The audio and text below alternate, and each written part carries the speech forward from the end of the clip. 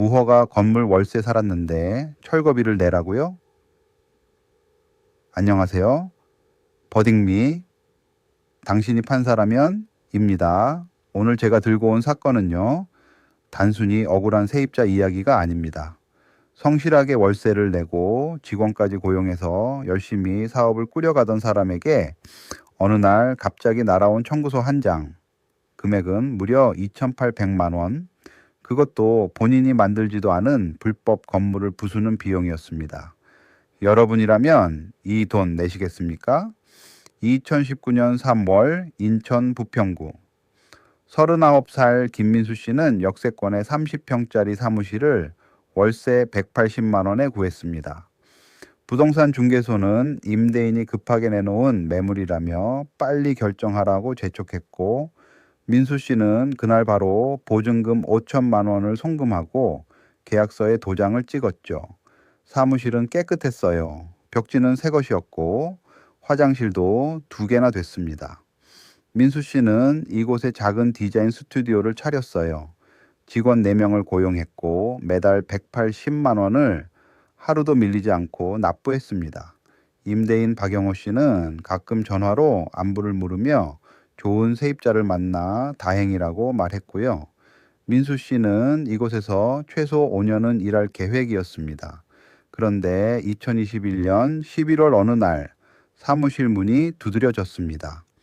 구청 건축과 직원 2명이었어요. 줄자와 카메라를 들고 사무실 곳곳을 촬영하더니 태블릿 PC를 내밀었습니다. 이 건물 2층은 원래 15평입니다. 나머지 15평은 무허가 증축이에요. 민수 씨는 그제야 이상한 점들이 떠올랐습니다. 화장실이 2개인 것, 공간 배치가 어딘가 어색했던 것, 벽 한쪽이 유난히 얇았던 것. 그는 급히 임대인 박영호 씨에게 전화를 걸었습니다. 전화는 받지 않았어요. 문자를 보냈습니다. 읽음 표시만 떴습니다. 다음 날부터 전화는 아예 꺼져 있었고 등기부상 주소지를 찾아갔지만 이미 이사 간 지 오래였습니다. 그리고 2022년 2월 구청으로부터 시정명령서가 날아왔습니다. 수신인은 건물 소유자 및 점유자, 60일 이내에 불법 증축 부분을 철거하지 않으면 강제로 집행하겠다는 내용이었죠. 민수 씨가 구청에 찾아가 항변했습니다. 저는 세입자일 뿐입니다. 담당 공무원은 고개를 저었어요. 점유자도 책임이 있습니다. 변호사를 찾아갔더니 계약서를 검토하고는 한숨을 쉬었습니다. 임대차 계약서에 건물의 합법성에 대한 조항이 전혀 없네요. 2022년 4월 15일 중장비가 사무실로 들어왔습니다. 민수 씨와 직원들은 짐을 싸며 무너지는 벽을 지켜봤습니다. 그리고 철거가 끝난 후 날아온 청구서 2,800만 원, 보증금 5천만 원은 여전히 돌려받지 못한 상태에서 말입니다. 자, 이 사건의 핵심은 바로 이겁니다. 불법으로 지어진 건물을 부수는 비용, 과연 누가 내야 하느냐는 거예요. 세입자는 그 건물이 불법인지 몰랐습니다. 건물주는 알고 있었습니다. 그런데 법적으로는 점유자, 즉 그 공간을 실제로 쓰고 있는 사람도 철거 의무가 있다고 규정이 되어 있거든요. 이게 왜 중요하냐고요? 여러분 주변에도 오피스텔, 고시원, 상가, 빌라처럼 불법 증축이 의심되는 건물들이 생각보다 아주 많습니다.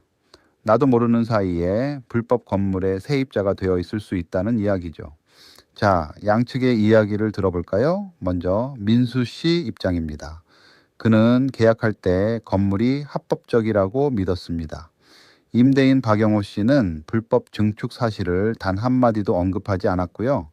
3년 동안 단 하루도 월세를 밀리지 않은 성실한 세입자였습니다. 그런데 갑자기 사업장을 잃고 보증금도 못 받고 거기에 자신이 만들지도 않은 불법 구조물 철거비까지 내라는 겁니다.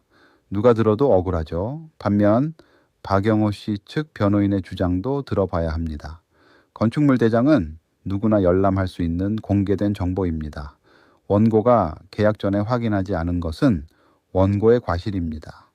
계약서에 건물의 적법성을 보장한다는 조항도 없었고 철거는 구청이 한 것이지 피고가 한 것이 아닙니다. 철거비는 점유자인 원고가 먼저 부담하고 필요하다면 나중에 피고에게 청구하면 됩니다. 뻔뻔해 보이지만 법적으로는 나름의 논리가 있는 주장이에요. 여러분은 어느 쪽 손을 들어주시겠습니까?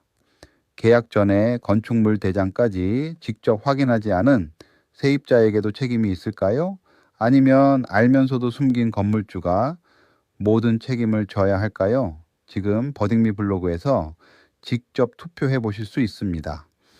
원고 민수 씨의 손을 들어주실지 피고 박영호 씨의 논리가 맞는지 여러분의 판단을 눌러주세요. 투표에 참여하신 분들께는 실제 판결 결과가 공개됩니다. 과연 법원은 어느 쪽 손을 들었을까요? 여러분의 예상과 같을지 전혀 다를지 지금 바로 확인해 보세요. 자, 드디어 실제 판사는 어떤 결정을 내렸을까요? 원고 일부 승소입니다. 재판부는 피고 박영호 씨가 민수 씨에게 보증금 5천만 원, 이사비용 300만 원, 영업손실 800만 원, 그리고 철거비 2,800만 원, 합계 8,900만 원을 지급하라고 판결했습니다. 판결의 근거는 명확했어요.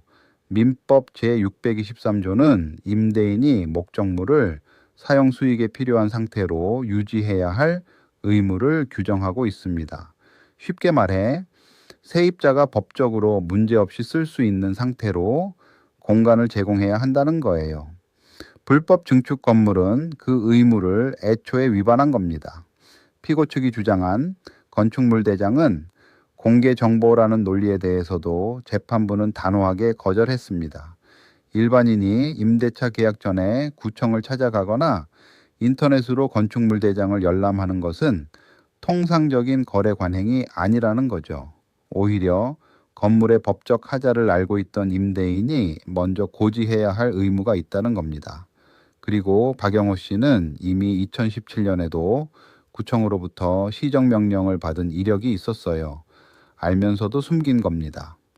영업 손실 1,200만 원 중 800만 원만 인정된 부분도 흥미롭습니다.